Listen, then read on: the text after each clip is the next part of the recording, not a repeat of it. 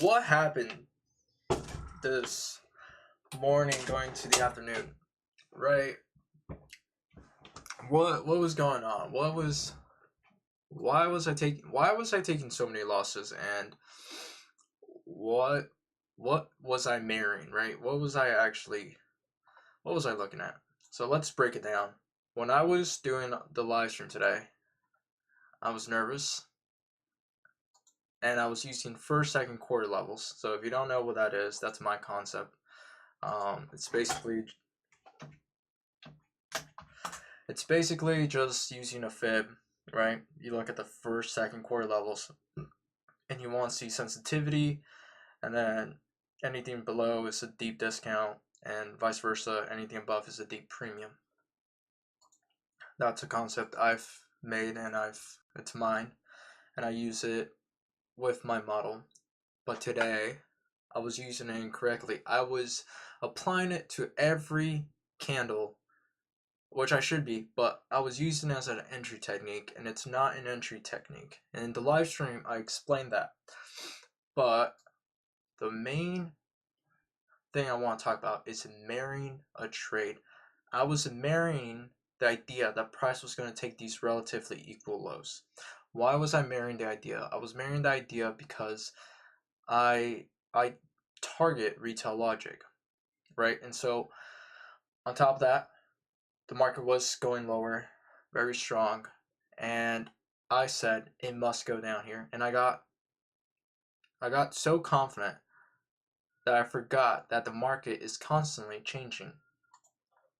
Because the market is constantly changing, just because there's a PD array that usually gets tagged doesn't mean it's going to get tagged that day. Because, like I said, the market structure is constantly changing. From what I've seen, it's not good to marry an idea, but I married it because I thought it was a said and done deal. But I missed looking at the narrative on the 1 hour chart. But yeah, that's clean. That's clean. That's enough to turn the market over. That was close. Not close enough. That was close. That I had to find PD array over here. There's PD array over here. Wait. This PD array, first, second quarters of this PD array. Here, I'll just show you. Booyah. Clean. Precise. I was not looking at the charts. My problem was, because I was so cocky that price was going to take these lows, I stopped analyzing. That's the problem, and that is what I will resolve. I can't stop analyzing. Because price is constantly changing, I can't stop analyzing what the market's doing. I can't just say, well, I see the relative equal lows, and usually they get taken out. So today, I'm just going to stop analyzing. I'm going to just trust it. I can't think like that because the market doesn't move based off patterns. I don't believe that. I believe it moves based on time and price. And during this time, and because of what price was doing on the regular trading hours, and because of this fair value gap on the 1 hour, it was enough to send price back to the footprint left on the 2 hour. 2 hour left this footprint over here. This fair value gap, this inverse fair value gap was the footprint.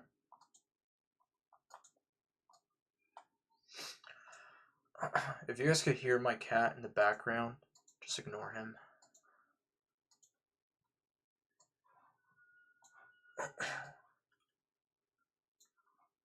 But the 2 hour footprint was the new narrative. So when this got tagged, I should have changed my bias. But I didn't know that. I didn't know this was going to turn price. Why? Because I was too set on the idea that price was going to take these lows. If I was level-headed, if I was neutral, which I usually am, if I was neutral, I would have been analyzing the charts and realized, oh wait, yeah, no, this is not getting taken out today. But what this does give me is if we didn't take it today, we might take it out tomorrow, or we might use it for NFP. So main takeaway, the reason I married the trade was because I was done analyzing.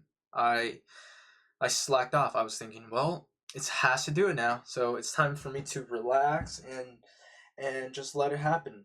And that's the wrong mindset. The right mindset is, okay, there's relative equal lows. I've seen these get taken out hundreds of times.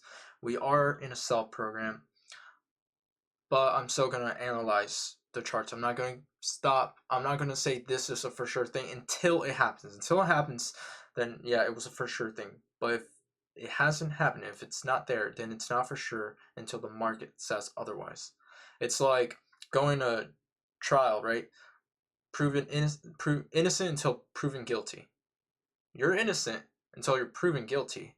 The right mindset is to look back and be like, oh man, I'm so glad I was able to see this. Like, I could see that now. Like, I'm so happy that I'm able to acknowledge the regular train hours and be like, oh yeah, that's why I was wrong. Instead of beating myself up and being like, man, how did you miss that? I can't believe you call that live and it didn't hit. I can't believe you were so excited. You were like so confident saying, yeah, it's gonna go there. And guess what? It didn't go there. You failed. You suck, you know? That's the wrong mindset. But the right mindset is like, okay, I see it now. That's so cool. Okay, neutrality is the way to go. Always try to see if the market really wants to go there before you make the assumption it's going there. Before you know, you can't slack off. And I slacked off. I got comfortable. That was the issue. The problem was I got comfortable, I married the idea, and I stopped analyzing. I stopped trading. I can't stop trading.